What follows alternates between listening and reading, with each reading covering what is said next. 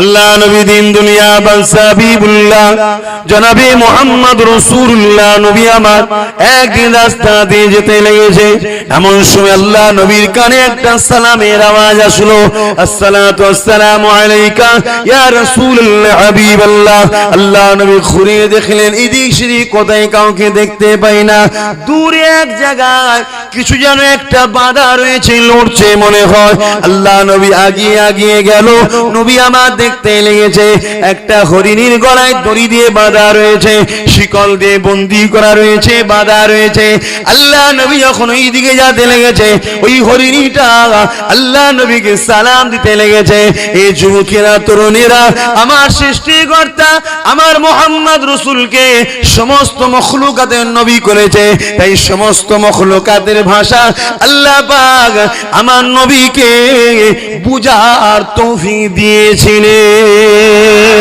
এ যুবকেরা তরুণীরা বাপেরা আল্লাহ নবী যখন আগিয়ে আগিয়ে গেছিলেন, হরিণীটা যখন বলতে লাগলেন ইয়া রাসূলুল্লাহ হাবিবাল্লাহ বিয়াদবি নেবেন না হুজুর, আমি বন্দিতে আপনাকে ডাকলাম। হুজুর আমার দুটো বাচ্চা রয়েছে, হুজুর আজকে আমাকে শিকারী বন্দী করেছে, ওই বাচ্চা দুটো দুধ পান করতে না পেরে বড় কষ্ট পাবে।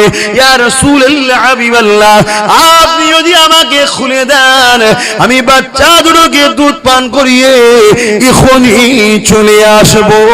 ওই হরিণীকে আমার রাসূল বলেছিলে তুমি যে চলে আসবে এর কি প্রমাণ রয়েছে? হরিণী তখন জবাব দিয়েছিলে ইয়া রাসূলুল্লাহ হাবিবাল্লাহ আমি আসবো কি আসবো না এর জন্য প্রমাণ মুহাম্মদ রাসূল আপনি নিজে রয়েছে।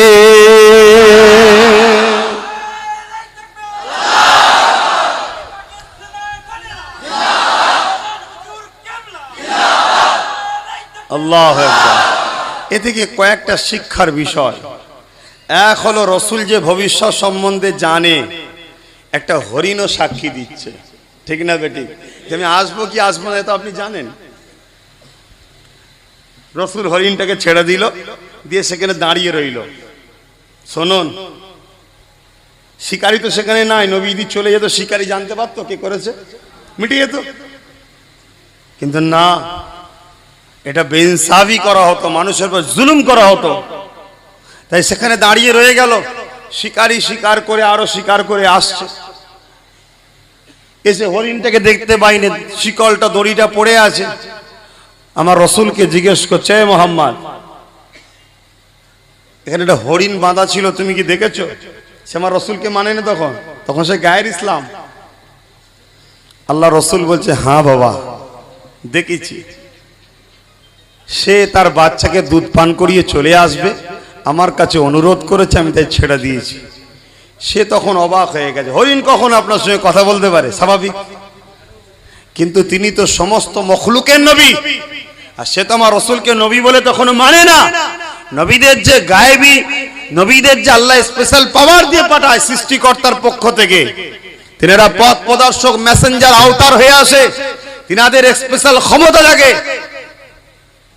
তখন সে বলছে তোমার সঙ্গে কথা বলেছে? বলছে হ্যাঁ। হাসছে সে। আর দুধ পান করে চলে আসবে? বলছে হ্যাঁ। বলছে এটা কখনো হয়? বলছে যদি না আসে বাবা আমি তো দাঁড়িয়ে আছি, আমি তোমার সাথে যাব, ওই হরিণের ঋণ হিসাবে তুমি আমাকে যা কাজ করাবে আমি কাজ করে শোধ করে দেবো। বলুন সুবহানাল্লাহ। মানবতা একে বলে।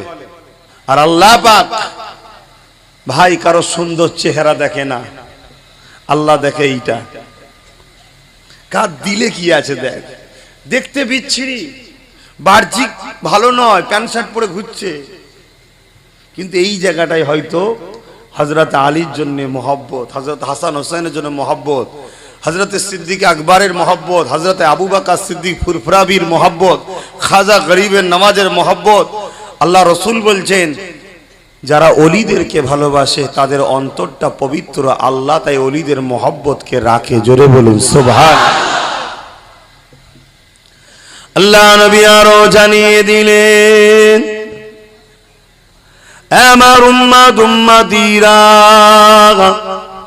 বাবারা শুনে রেখে দাও, আমি রাসূলুল্লাহকে আল্লাহ জানিয়েছিলেন আমার উম্মত উম্মতিদের মধ্যে থেকে 70,000 এমন উম্মতকে আল্লাহ পাক পাঠাবে যারা নাকি বেহিসাব আল্লাহ পাকের জান্নাতি হয়ে যাবে। সাহাবা হুজুররা বলতে লাগলেন, ইয়া রাসূলুল্লাহ হাবিবাল্লাহ, সংখ্যাটা যদি একটু বেড়ে যেত হুজুর আপনি আল্লাহ পাকের কাছে বলতে পারতেন। আল্লাহ নবী মুচকে এসে বলেছিলেন, এ বাবা সাহাবারা, আমি রাসূলুল্লাহ বলেছিলাম আল্লাহকে, ও রব্বি আল্লাহ, সংখ্যাটা যদি একটু বেড়ে যেত। আমার আল্লাহ জানিয়ে দিয়েছিলেন, আমার হাবিব ওই 70,000 এক একজনের সঙ্গে আরো 70,000 করে আমি আল্লাহ জান্নাতি বানিয়ে দেব। 70,000 এক একজনের সঙ্গে আরো 70,000 করে আল্লাহ জান্নাতি করবে। ভাই যুবকরা শোনো, পাপ হয় হালকা বয়সে, তা বলে ওলিদের বিরুদ্ধে লেগো না, খানদানে রসুলের বিরুদ্ধে লেগো না। এ যুবকরা, আমি কোনো ব্যবসা করতে আসিনি, আল্লাহ আমাকে অভাব দেয়নি, কোন দিক দিয়ে অভাব দিয়েছে বলুন তো দেখি? মুসলমান ঘরের ছেলে মেয়েরা, তরুণেরা, বাপেরা, 70,000 নবী শাহ জান্নাতে যাবে বুঝে গেলাম। ওই যে 70,000 এক একজনের সঙ্গে আরো 70,000 করে জান্নাতে যাবে। ওগুলো কারা? আশা কি করতে পারি না, ওগুলো ইনশাআল্লাহ আমরাই দাঁড়াবো।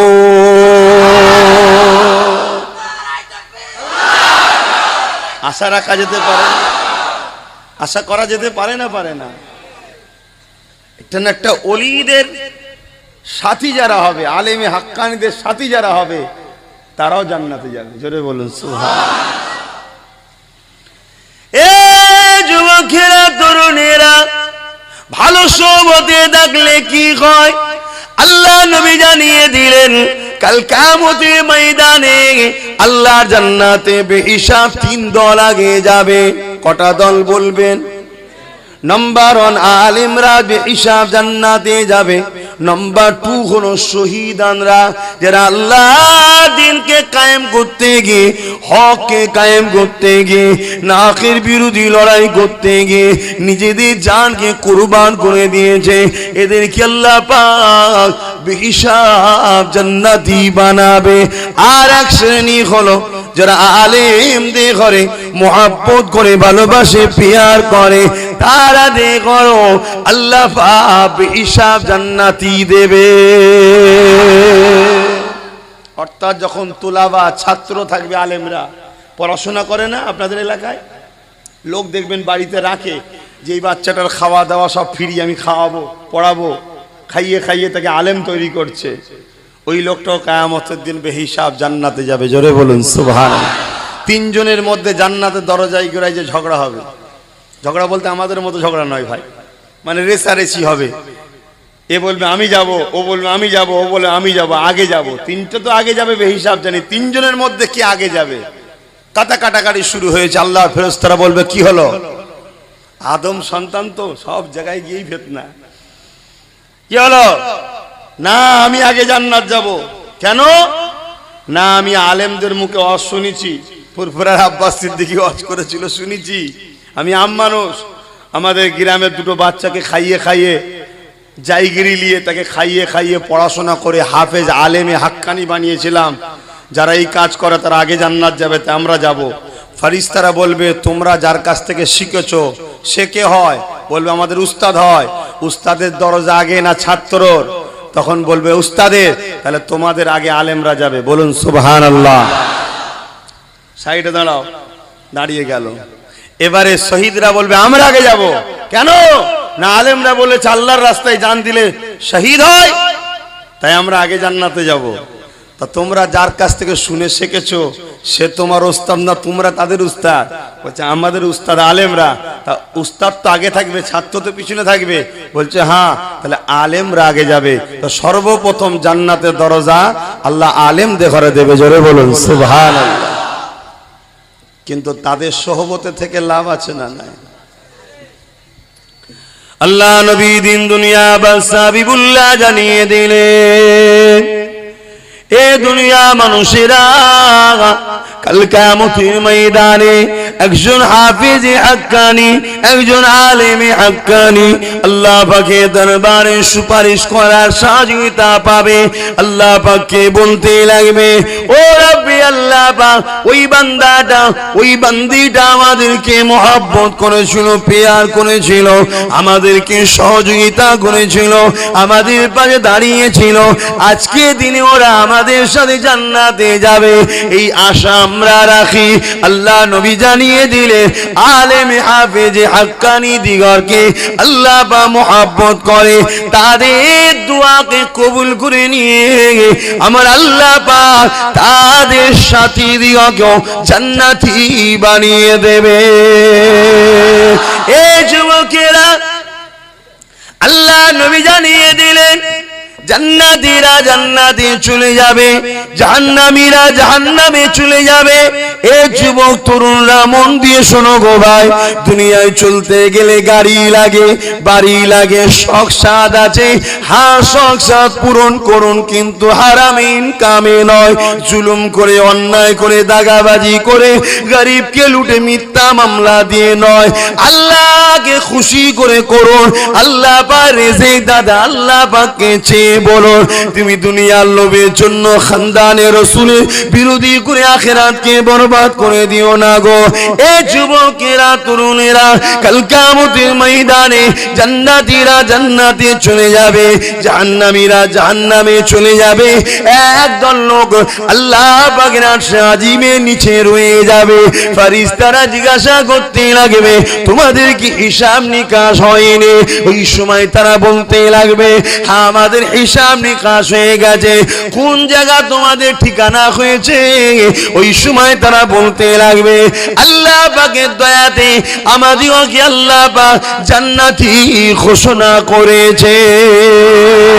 এ আল্লাহ পাকের বান্দারে, তাহলে তোমরা জান্নাতে কেন যাও না? এখনো কেন দাঁড়িয়ে আছো? ওই সময় আল্লাহ পাকের মাহবুব তারা, পিয়ারা তারা, নেক বান্দা বান্দি তারা, নেক বান্দা তারা, সলে বান্দা তারা, তারা তখন বলতে লাগবে আমরা জান্নাতে যাব না। ফেরেশতারা তখন বলবে, তাহলে কি তোমরা জাহান্নামে যেতে চাও? আল্লাহ পাকের মাহবুব বান্দারা তখন রাগ করে বলবে, আমরা জাহান্নামে যেতে চাই। ওই সময় তাদেরকে জাহান্নামের দিকে নিয়ে যাওয়া হবে। আল্লাহ পাক আওয়াজ দিতে লাগবে, এ আমার ফেরেশতারে, আমার মাহবুব গুলোকে কেন জাহান্নামের দিকে নিয়ে যাও?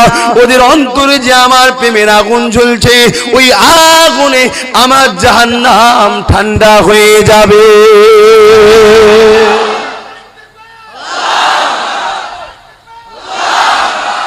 আল্লাহ আল্লাহর প্রেমের আগুন যাদের অন্তরে জ্বলে, তাদেরকে জাহান্নাম পুরাতে পারবে ভাই? তোমরা কেন নিয়ে যাচ্ছ?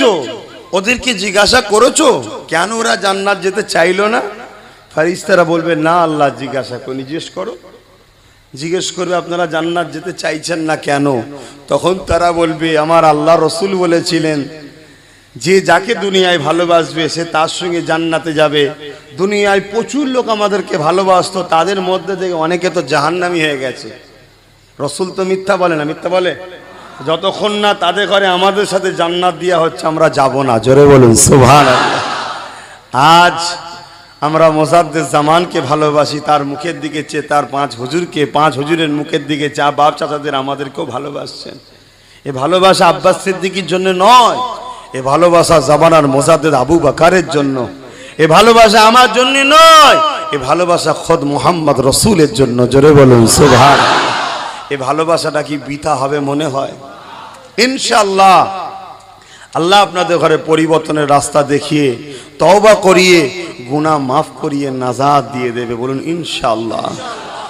আল্লাহ নবী দিন দুনিয়ার বাদশাহ হাবিবুল্লাহ বলেন, সাহাবারা ওই সময় আমার আল্লাহ পাক সৃষ্টিকর্তা ওই মাহবুব ফেরেশতাদের বলবে, যাও ওদেরকে জাহান্নামের দরজার গোড়ায় নিয়ে যাও। ওরা যে যে বান্দাবান্দির কথা বলবে তাদেরকে ওদের সাথে জান্নাতে দিয়ে দাও। জোরে বলুন সুবহানাল্লাহ। আরে আল্লাহ সৃষ্টিকে মহব্বত করা ভালোবাসা, এটা আমার আল্লাহকে মহব্বত করা ভালোবাসা। এই যুবকেরা, নামাজ যেমন ইসলামের হুকুম আদায় করতে হবে, রোজা যখন ইসলামের হুকুম রাখতে হবে, দান খায়রাতও তেমন ইসলামের হুকুম করতে হবে। কিন্তু কাল কিয়ামতের ময়দানে আল্লাহ পাক জিজ্ঞাসা করবে এক বান্দাকে, ওরে বান্দা তুই কোথায় যাবি বল? ওই সময় বান্দা বলতে লাগবে, আল্লাহ নামাজ রোজা করেছি, আজকে আমি আপনার জান্নাতে যেতে চাই। আবু দাউদ শরীফের হাদিস। আল্লাহ পাক ওই সময় বলবে, বান্দারে দুনিয়ার জমিনে আমি এখন ক্ষুধার্ত ছিলাম, খিদা ছিলাম, তখন তুই আমাকে কেন খেতে দিলি না? ওই সময় বান্দা বলতে লাগবে, এ রব্বি আল্লাহ পাক, আপনাকে আবার খিদে কেমন করে পাবে? আল্লাহর কি খিদে পায়? আল্লাহকে কেউ দেখতে পায়? তাহলে খাওয়াবো কেমন করে? আমার আল্লাহ পাক বলতে লাগবে, বান্দা তোর গ্রামে অমুক গরিবটা ক্ষুধার্ত ছিল, গরিব ছিল, ভোকা ছিল, ওকে যদি খানা খাওয়াতিস, আমার সৃষ্টিকে খাওয়াতিস, ওটা আমার জন্যই হতো। ওটা আমি আল্লাহ পাক আমার সৃষ্টিকে খাওয়ানোর জন্য আমি বড় খুশি হয়ে যেতাম। কেন তুই ওকে খাবার দিলেনি? জবাবটা দে। আলে নামাজ রোজা যাকাত যেমন করতে হবে, নিজেদের পাড়া প্রতিবেশীর মধ্যে কেউ গরিব থাকলে তার মুখে খাবার তুলে দেওয়া, এটাও তোমার আমার দায়িত্ব রয়েছে। আল্লাহ নবী দিন দুনিয়া বাদশা হাবিবুল্লাহ বসে আছেন, এমন সময় একটা গায়ের মুসলমান আল্লাহ নবীর কাছে আসলো। আল্লাহ নবীকে জিজ্ঞাসা করলো, ইয়া রাসূলুল্লাহ, হাবিবাল্লাহ, ইসলামের সবথেকে উত্তম কাজ কি? আল্লাহ নবী জানিয়ে দিলেন, ক্ষুধার্ত ভোকাকে খানা খাওয়ানো, এটাই হলো ইসলামের সবথেকে মহান কাজ।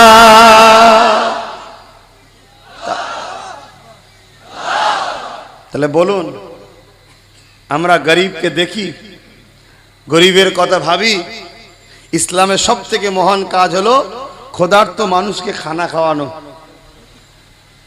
আমরা হজ করে এসেছি 3 বার, এতিমের জমি দখল করার চিন্তা কিন্তু এখনো যায়নি। এরকম আছে না? নাই? মাথায় টুপি দিয়ে বড় মুখে দাঁড়িয়ে রেখে ঘুরতে পারি, কিন্তু এখনো বিধবার জমিন সম্পত্তিগুলো কি করে দখল করবো, এই চিন্তাতে এখনো কিন্তু মশগুল হয়ে আছে। এরকম সমাজে আছে না? নাই? এটা কি অন্যায় নয়?